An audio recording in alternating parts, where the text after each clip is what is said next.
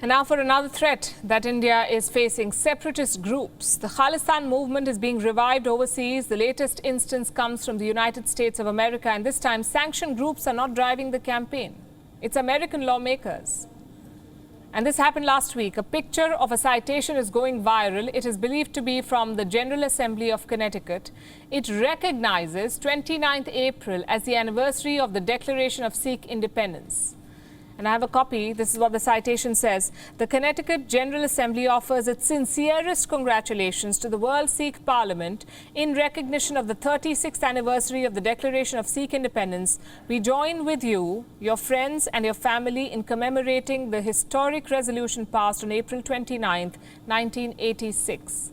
The citation was followed by an event. A group of Sikhs gathered in Norwich. It's a city in Connecticut. They raised a flag outside the city hall. And you don't need me to tell you this. These are pro-Khalistan supporters, and they're being backed by the state of Connecticut. American lawmakers like to lecture India about human rights and the state of minorities. But how do they justify something like this? An American state backing separatists.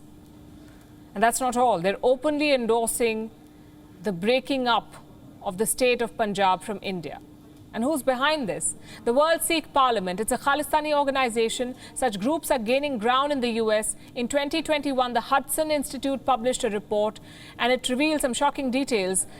There are at least 55 Kashmiri and Khalistani groups operating in the US, and it is possible, said the report, that they have links to Pakistan. They could be getting funding, support, even military training from the Pakistani establishment. And these possible links are yet to be confirmed. This is the Hudson Institute report.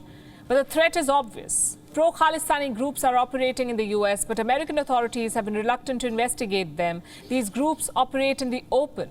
They've held events in the past too. In 2020, they held a demonstration in New York. In 2019, these groups tried to ride on the momentum generated by the Black Lives Matter movement. They appropriated imagery and slogans of that protest and launched their own campaign. And these groups work in tandem with each other. They have a common modus operandi. They organize joint events. They share resources like lawyers, donors, accountants. If the US government wants, it can easily take this network of separatists down. But America so far has shown no willingness to go after such anti-India groups. The result is this: the Khalistan separatists have been given a free run.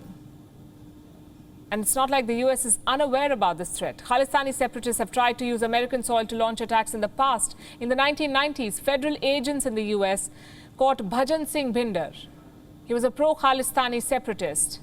What was he doing in the US? Trying to procure shoulder-fired missiles and assault weapons. And he was doing this for the Free Khalistan movement.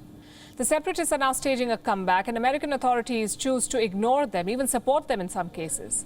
India has launched a diplomatic campaign. The Indian Consulate in New York has issued a statement. It has condemned what happened in Connecticut and said that this is an attempt by some mischievous elements to use the name of the assembly for their nefarious purposes. These vested interests seek to divide communities and promote bigotry and hatred. India plans to take this up with American lawmakers.